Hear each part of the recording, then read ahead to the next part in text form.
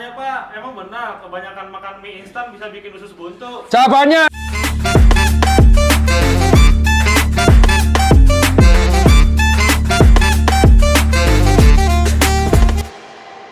Assalamualaikum warahmatullahi wabarakatuh. Masih dengan saya Tirta Peng Pempeng di konten kolaborasi bersama dengan Purwave. Kali ini kita akan membahas mitos kesehatan, pertanyaan-pertanyaan dari teman-teman Purwave. Pertanyaan pertama apa, Kim? Ini Pak, mandi pas keringetan bikin masuk angin. Itu mitos. Keringat itu dikeluarkan melalui dua kelenjar, apokrin sama ekrin. Keringat itu dikeluarkan setelah olahraga dalam hal untuk menurunkan suhu inti tubuh. Jadi karena ketika kita olahraga, kita tuh panas tubuhnya, suhu tubuh tuh naik, sehingga harus diturunkan dengan cara berkeringat. Nah, apakah setelah mandi kita langsung masuk angin? Nggak akan masuk angin. Itu buktinya olahraga yang sambil kehujanan ya nggak apa-apa. Nggak akan masuk angin juga. Gitu. Terus mandinya gimana? Ya mandi biasa aja.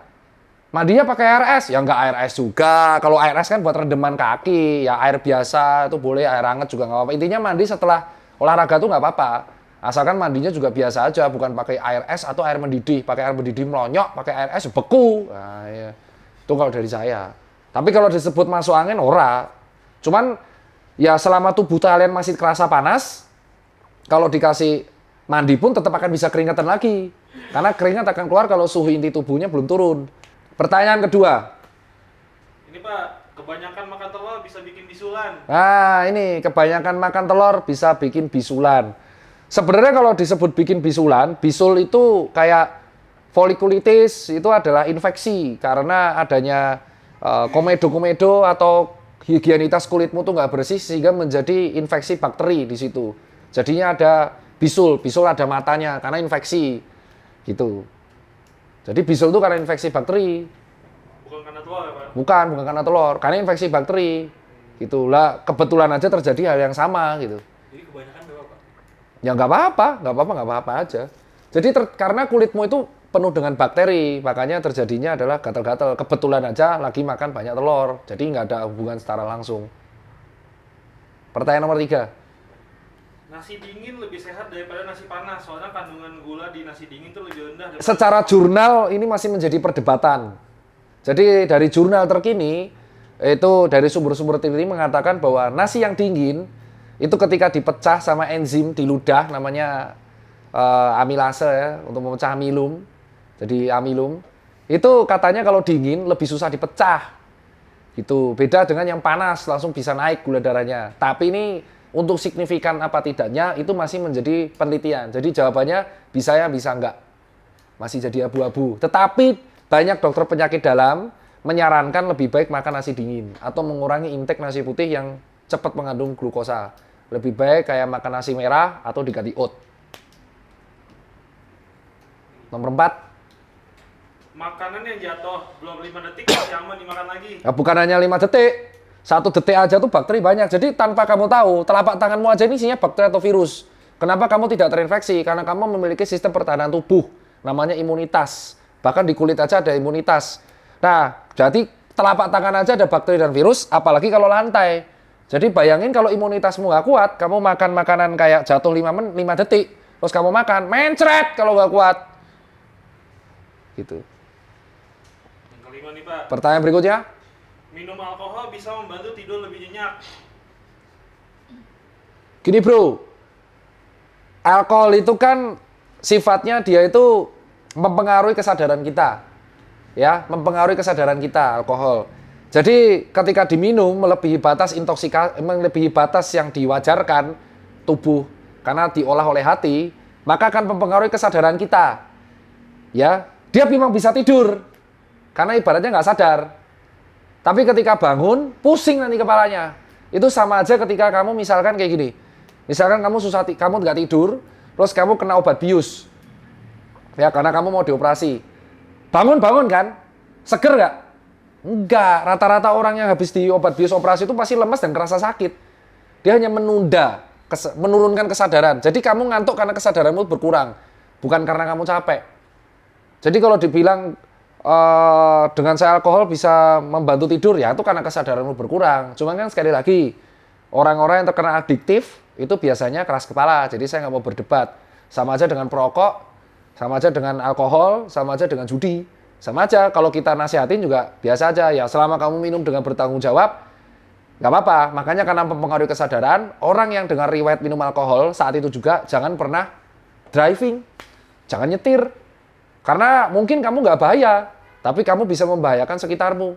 Itu alasan di Jalan Sudirman, Jakarta, rata-rata kecelakaan subuh-subuh. Loh iya kan? Apa? Tapi kelihatan tuh, yang ditabrak mau ngerusak mikir juga. Itu coba yang nabrak Avanza dirusak tuh. Dibakar itu pasti. Kalau yang nabrak mobil mewah, mikir dulu dia, pinter. Artinya yang ditabrak nggak mabuk tuh. Logis tuh. Wih anjing nih Ferrari lagi. Ku bakar, rugi nih gua. Ya gitulah. Intinya kalau if you wanna drinking, kalau kamu if you wanna drink, jangan driving. Jangan menyetir. Itu gunanya ada ojek online, temen gitu loh. Kalau berlima ya satu orang jangan mabuk. Lebih baik nggak mabuk. Tapi kalau memang saya hobi mabuk dok, sampai liver saya jebol ya nggak apa-apa. Sesuka kalian itu, suka-suka kalian. Yang penting bertanggung jawab. Jangan pernah kalian mabuk sambil nyetir. Saya lebih seneng orang mabuk tapi disepur tidur. Karena ada kehilangan kesadaran. Jadi ingat orang yang pingsan karena mabuk itu karena kehilangan kesadaran, bukan karena ngantuk. Karena nggak sadar. Kehilangan kesadaran. Bukan ngantuk capek, orang tidur normal. Nggak sadar, mimpi dia tuh. Nggak mimpi tuh. Mendingan kamu sama orang lain lah, transport umum.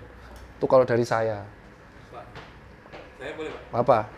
Kan orang diabetes nih Pak, kalau makan nasi harusnya ada energi Pak. Tapi kok malah ngantuk Pak? Waduh, pertanyaanmu jago sekali ya. Kamu pinter loh nih akhir-akhir ini. Curiga saya ini. Ini pertanyaan yang tidak aku remehkan, tidak akan mungkin keluar dari mulut Daniel. Lagi ngurangin gula kan Pak? Bagus sih. Pertanyaanmu adalah orang diabetes kan kurang energi. Logikanya kalau dia nggak makan nasi ngantuk kan. Tapi kenapa orang diabetes gejala pertamanya dia makan nasi tapi malah ngantuk? Ya, karena gula darahnya terikat lama di dalam darah. Jadi gula di dalam darahnya tinggi. Darah harusnya ke organ untuk ngasih sari-sari makanan kan. Nah, tapi gulanya ini di darah terus. Tidak sempat ke organ tubuh. Orang diabetes tuh kasaran analoginya adalah gulanya tuh tinggi. Gula tinggi ini harusnya disalurkan ke organ tubuh supaya organ tubuh ini bisa mendapatkan gula. Ya kan? Faktanya gulanya tuh di darah doang, muter-muter terus. Tidak bisa disalurkan ke organ-organ yang membutuhkan energi. Jadi sudah gulanya darah tinggi, tapi suplai energi ke organ-organ tubuhnya kurang, jadinya ngantuk, terutama otak.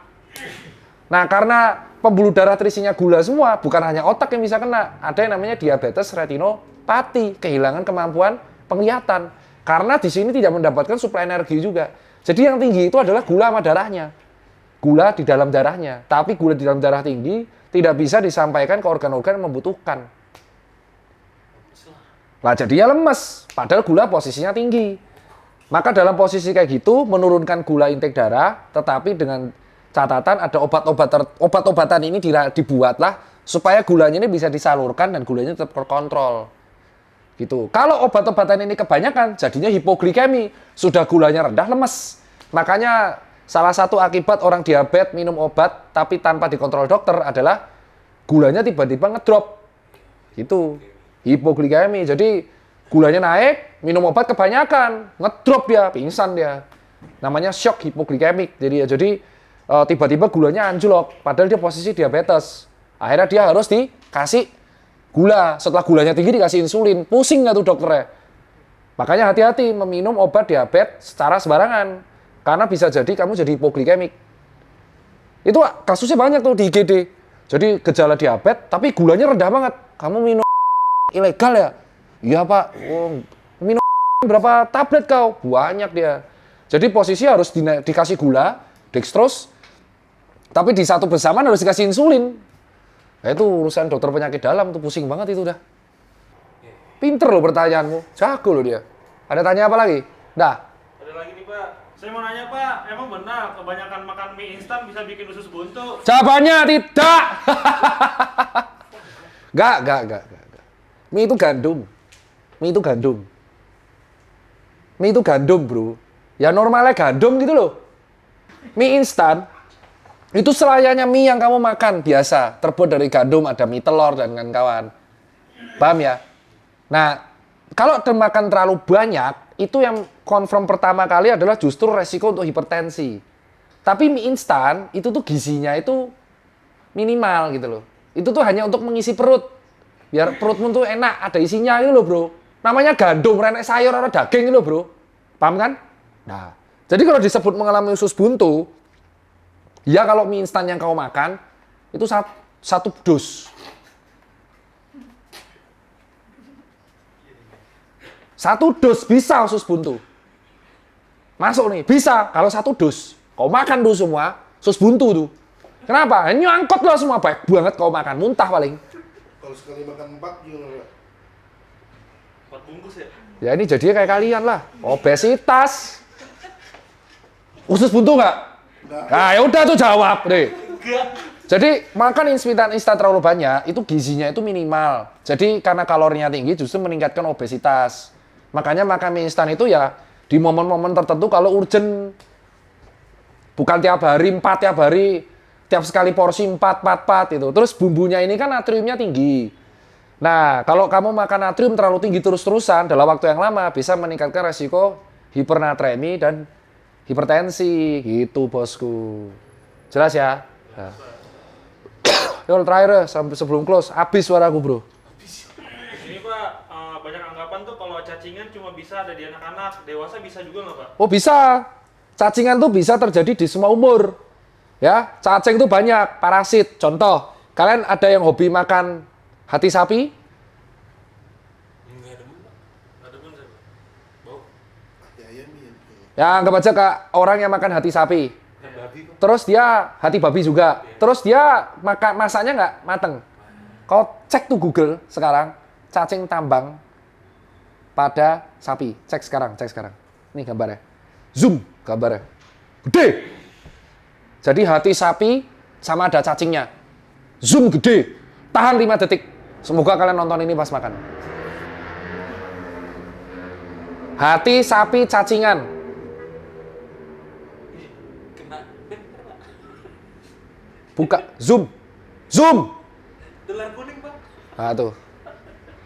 Tuh banyak bro. Parah banget ya. Banyak. Cacing kedua, cacing pita. Enggak, ya babi. Jadi cacingnya bisa panjangnya belasan meter. Gejala cacingan tuh simple. Kurus tapi perutnya buncit. Tapi makan cepat muntah. Makan dikit mual. Hati-hati, cacing pita tuh ususmu. Terus, orang yang hobi di tanah, nyeker, masuk lewat kuku. Pembuluh darah, bisa.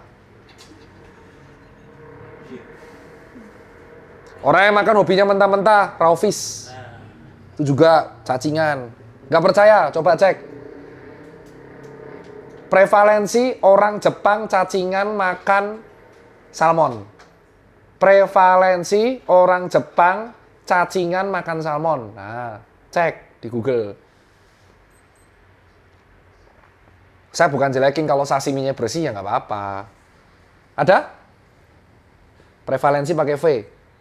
Prevalensi orang Jepang cacingan makan salmon. Ada Pak. Mana? Ini. Jangan pik, kasihan nanti mereka. Paranoid nanti. Ini on. Jangan picture. Tahu picture, image. Jangan image, artikel. Kok kutek ya? Mana? Ada berita doang mungkin Pak. Apa? Ini waspadai cacing parasit dalam sashimi. Ini. Bagus. Ini beritanya dibaca nih. Nanti di capture ya. Jadi intinya cacingan tuh bisa terjadi di semua hal. Kenapa seringnya pada anak-anak? Karena anak-anak tuh sering main di luar. Sering lupa cuci tangan. Sering masukin apapun ke benda asing ke mulut. Corpus alien namanya. Alien tuh asing, corpus tuh benda. Corpus alienus. Dah. Itu aja kalau dari saya.